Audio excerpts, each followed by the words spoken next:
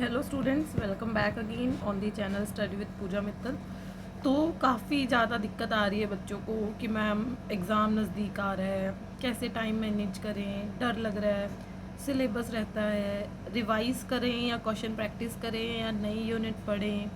काफ़ी सारे ऐसे हैं कि how to start the preparation, what is the syllabus. तो हर एक बच्चे की, हर एक टाइप के स्टूडेंट की और जितना पॉसिबल है गाइडेंस देने की, हर एक चीज़ की यहाँ पे बात करेंगे ताकि किसी भी बच्चे को कोई भी कंफ्यूज़न ना रहे। तो इस वीडियो में बने रहिएगा।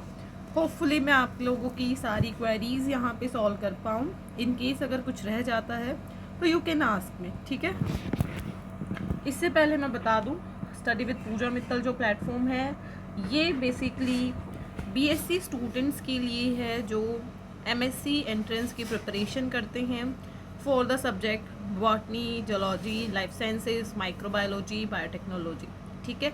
अगर कोई और बच्चा इस वीडियो को देख रहा है तो ये जो तरीका है, स्ट्रैटेजी है, सबके लिए सेम रहने वाली है। बस यहाँ मैं बार बार यूनिट्स लाइफ साइंसेज की ऐड करूँगी, बाकी आपका जो सब्जेक्ट है आप वो यहाँ पे ऐड कर सकते हैं, ठीक है। इसके अलावा प्ले स्टोर पे आप जाओगे तो आपको study with Pooja Mittal app search करना है, उसको डाउनलोड कर लेना है, लॉगिन एज ए स्टूडेंट कर लेना है, ठीक है। उसके बाद आपको free study material, question papers and different type के क्रैश कोर्स और फुल कोर्स आपको नज़र आते हैं, जिसके अंदर हम पूरे अच्छे से प्रिपरेशन करवाते हैं। हर साल हमारा बैच रिलीज़ होता है। लास्ट 2 ईयर्स से हम इसके अंदर कुछ ज़्यादा इंटर किए हुए हैं, जिसके अंदर हमने काफ़ी सारे अच्छे रिजल्ट्स दिए हैं। लास्ट ईयर हमारी टॉप 10 रैंक्स अलग अलग यूनिवर्सिटीज़ में आई है। दिल्ली यूनिवर्सिटी का रैंक 1 नीतीश कुमार शर्मा, इलाहाबाद यूनिवर्सिटी का रैंक 1 पलक, ऐसे ही पंजाब यूनिवर्सिटी चंडीगढ़ का रैंक 1 अंजलि, और काफ़ी सारे आपको रैंक 1 नज़र आते हैं हमारे ही कोर्स से, ठीक है। तो चलिए बच्चे, अब बात करते हैं how to manage time and the syllabus. तो बात ये आती है कि there are variety of the students कि ये जो फीस है, गुस्सा तो बड़ा आता है कि मैम एग्ज़ाम जून में नहीं होना चाहिए, जुलाई एंड या अगस्त इज़ ओके।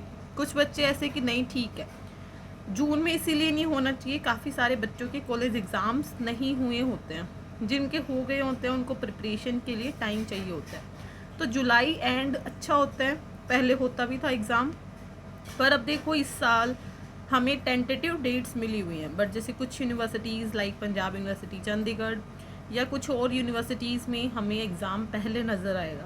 पर CUET PG की फ़ाइनल डेट्स तो नहीं आई हैं, बट टेंटेटिव डेट्स हैं कि 5 जून के बाद एग्ज़ाम कभी भी हो सकता है। तो देखते हैं, होप तो यही है कि जून का 2nd या 3rd वीक से आपका एग्ज़ाम स्टार्ट हो जाएगा।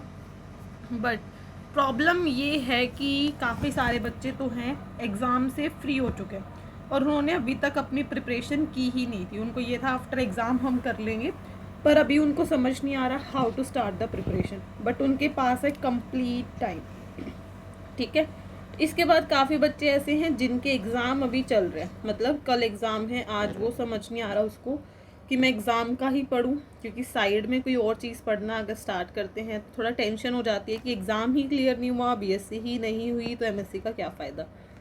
पर जिन बच्चों ने अपनी बीएससी की अच्छे से प्रिपरेशन कर रखी है, तो बस उनके लिए सजेशन है कि बेटा 3 से 4 घंटे तो निकालने ही पड़ेंगे, बाकी तो फिर तो बीएससी का एग्ज़ाम तो है ही ज़रूरी। काफ़ी सारे ऐसे हैं जिनके एग्ज़ाम आधे हुए हैं, मतलब मैं सबकी यहाँ पे बात कर रही हूँ। कुछ ऐसे हैं, काफ़ी सारों के मैसेज आए कि मैं एग्ज़ाम ही जून से शुरू है। हमें तो ये डर लग रहा है कि जिस दिन हमारा CUET का एग्ज़ाम हो उसी दिन हमारा कॉलेज का एग्ज़ाम ना हो जाए। तो उनका तो ये वाला फोबिया जेन्युइन भी है और काफ़ी ज़्यादा प्रॉब्लम वाला भी। तो बात ये आती है कि सिलेबस जो है वो कंप्लीशन हम कैसे करें, कैसे अपने आप को ट्रैक करें कि हम जो है हमारी प्रिपरेशन कितनी हो चुकी है। तो इसके लिए सबसे पहले तो आप एक लिस्ट बनाओ कि कितनी सारी यूनिट्स हैं। लिस्ट बेटा कैसे, कोई कंफ्यूजिंग वाली चीज़ नहीं है, नॉर्मली जैसे हम सबके पास ये सिलेबस दिया रहता है। तो जैसे मैं बात करूँ बॉटनी का सिलेबस, तो उसको अपने सामने या तो प्रिंट करवा के रख लो या ये यूनिट्स के नाम रख लो। कितनी यूनिट्स हैं? एल्गी है, फाइकोलॉजी एल्गी कहते हैं, माइक्रोबायोलॉजी 2, फिर बायोमोलिक्यूल्स ही बायोकेमिस्ट्री है। काफ़ी बच्चे बोले मैम बायोकेमिस्ट्री तो सिलेबस में नहीं दिया। अरे बेटा बायोमोलिक्यूल ही बायोकेमिस्ट्री है। सेल बायोलॉजी ये भी 2 यूनिट्स हैं। माइकोलॉजी फंजाई है। फाइटोपैथोलॉजी इसी का ही थोड़ा पार्ट है, तो इसको हम 1.5 मान लेते हैं, ठीक है। आर्किगोनिएट्स के अंदर हमारा ब्रायोफाइट, टेरिडोफाइट, जिम्नोस्पर्म सब कुछ आ जाता है, तो इसको हम 3 यूनिट मान लेते हैं। Anatomy of angiosperm, economic botany, इसके अलावा genetics, molecular biology, plant ecology के अंदर ही फाइटोजियोग्राफी हम देख लेती हैं, प्लांट सिस्टमेटिक्स, रिप्रोडक्टिव बायोलॉजी, इसके अलावा प्लांट फिजियो जिसमें काफ़ी सारे अलग अलग चैप्टर्स हैं, प्लांट मेटाबॉलिज्म और प्लांट बायोटेक्नोलॉजी। तो बेटा हमारी कितनी यूनिट्स हमारे पास हो गई हैं? 1 2 3 4 5 6 7 8 9 10 13, फिर 14 15 16 17 और लगभग 18 यूनिट्स हम यहाँ पे बोल सकती हैं, ठीक है। तो ऐसे हमारे पास 18 यूनिट बॉटनी की हैं, ठीक है। तो इसमें आपको देखना है कि आपने कौन सी यूनिट कर ली। तो एक साइड आप इसी पेज को रखोगे, उसमें आपने जो यूनिट कर ली हैं उसको आप हाईलाइट कर दोगे, जो आपका चल रहा है उसको आप सर्कल में डाल दो। जैसे आप मान लो कि आपने कर लिया एल्गी ख़त्म, तो एल्गी को हाईलाइट कर दिया। आपका माइक्रोबायोलॉजी चल रहा है, इसको आपने सर्कल कर दिया। आपका बायोमोलिक्यूल्स भी हो गया, इसको आपने हाईलाइट कर दिया। आपका माइकोलॉजी रहता है अभी, तो इसको आपने यहाँ पे टिक कर दिया कि ये अभी रहता है। तो ऐसे आप फिर देखना कि ये मेरी इतनी यूनिट्स डन हैं, इतनी यूनिट्स मेरी ऑनगोइंग है, इतनी यूनिट्स मेरी लेफ्ट है। ऐसे हमें ट्रैक करना पड़ेगा कि हमारी कैसे क्या चीज़ें चल रही हैं, ठीक है। जब हम इस तरीके से चीज़ों को कर लेते हैं तो बस हमें एक आइडिया लग जाता है कि अच्छा कितना कुछ हमारा हो गया है।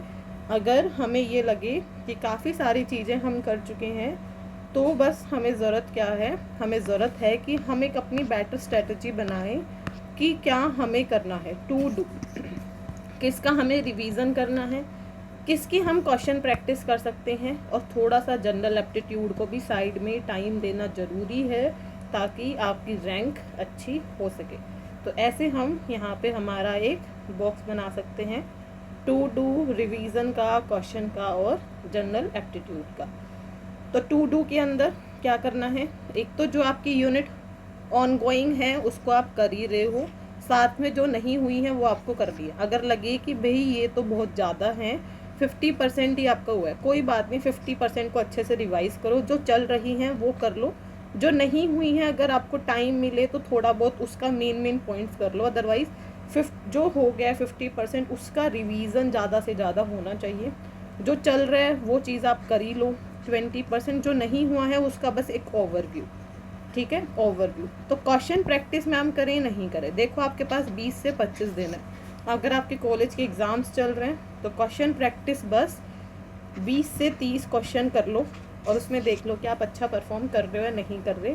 और PYQs जो हैं अगर आपको सीक्वेंस में मिल रहे हैं तो आप कर सकते हो, अदरवाइज़ PYQs के लिए जो आपका सिलेबस हो जाए वो करने के बाद एग्ज़ाम के 1 वीक पहले आप क्वेश्चन पेपर स्टार्ट कर दीजिएगा।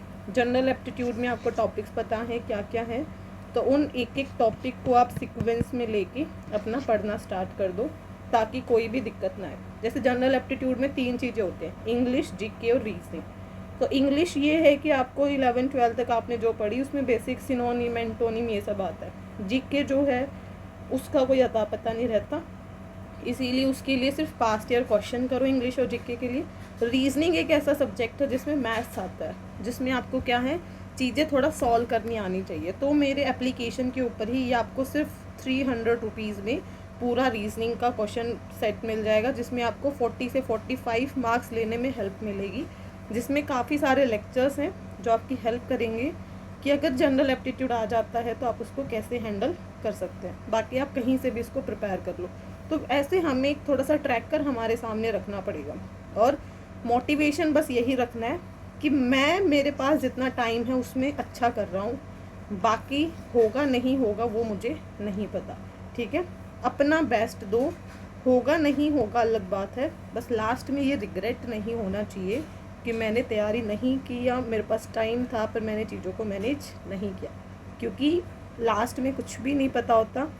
और इतना भी मैनेज कर लोगे, चीज़ों को कर लोगे, तो CUET में इतने सारे कॉलेज हैं। अगर आपको पूरे इंडिया में कहीं भी जाने की दिक्कत नहीं है तो कहीं भी हो जाएगा। और अगर सेलेक्टिव एक ही यूनिवर्सिटी है तो उस अकॉर्डिंग आपको प्रिपरेशन पहले से शुरू करनी थी। अगर आपने नहीं की तो गलती तो देखो आपकी है, पर कोई बात नहीं, अभी टाइम जितना है उस टाइम को एक तरीके से मैनेज करो, ठीक है। यहाँ पे जूलॉजी की यूनिट्स की अगर मैं बात करूँ तो ये सारी यूनिट्स हैं। एक साइड आपको लिख लेना है कि क्या क्या आपको पढ़ना है, वर्टिब्रेट में क्या पढ़ना है, इनवर्टिब्रेट में क्या पढ़ना है। साथ ही साथ लाइफ साइंसेस के अंदर बच्चे बड़ा कंफ्यूज होते हैं कि मैम जो सिलेबस में दिया है बस इतना ही कर लें या एक्स्ट्रा कर लें। तो मैं पर्टिकुलरली पूरी बॉटनी, पूरी जूलॉजी करने को रिकमेंड करती हूँ लाइफ साइंसेस स्टूडेंट को। बाकी काफ़ी ऐसे हैं जो सिर्फ सिलेबस में जो लिखा है वो देखते हैं। तो यहाँ पे लिखा है 1 मोल बायो की यूनिट के अंदर बस बेसिक क्रोमोसोम के बारे में ही है। रेप्लिकेशन, ट्रांसक्रिप्शन, ट्रांसलेशन, ऑपेरोन ये सब नहीं दिया। बायोकेमिस्ट्री के अंदर थोड़ा सा सेल बायो की एक पॉइंट ऐड है, सेल मेम्ब्रेन के बारे में। तो यहाँ पे 1, 2, 3, 4 4 यूनिट हम देख पा रहे हैं। इसके अलावा बायो टेक्निक्स के अंदर हम ये animal tissue culture, plant tissue culture देख पा रहे हैं। माइक्रोबायोलॉजी, जेनेटिक्स, प्लांट की anatomy, bryophyte, pteridophyte, gymnosperm, angiosperm, ecology का एक टॉपिक, प्लांट फिजियो के 2-3 टॉपिक, एनिमल साइंस में cancer biology, immunology, invertebrate, vertebrate, anatomy और फिजियोलॉजी। तो ऐसे है सब कुछ, पर थोड़ा थोड़ा मेंशन है, तो आपकी मर्जी है आपको ये जैसे भी करना है। बस अल्टीमेटली यही रखना है कि मैं एक पूरा प्लान बना के रखूँ, मैं चीज़ों को सही मैनेज करूँ। एटलीस्ट मेरी आंखों के सामने ये हो मुझे क्या आता है, मुझे क्या नहीं आता और मुझे क्या करना है। ये सब चीज़ें जब हमारे सामने होंगी तो हम एक अच्छे तरीके से प्रोसीड कर सकते हैं और अपनी गलतियों पे काम कर सकते हैं। बस पॉजिटिव रहना है, कोई लाइफ एंडिंग प्रोसेस नहीं है, बस एक एग्ज़ाम है जो आपको एक अच्छी जगह ले जाएगा। नहीं जा पाओगे ये फ्यूचर की बात है, पर अभी प्रेजेंट में पढ़ना है और अपना बेस्ट देना है, ठीक है। होपफुली ये वीडियो आपको काम आएगी। काफ़ी सारे बच्चे ऐसे हैं जिनके पास अभी टाइम है, कॉलेज से फ्री हो चुके हैं, पर समझ नहीं आ रहा कैसे पढ़ना है, तो वो लोग मेरा सब्सक्रिप्शन ले सकते हैं और अपनी प्रिपरेशन स्टार्ट कर सकते हैं, ठीक है।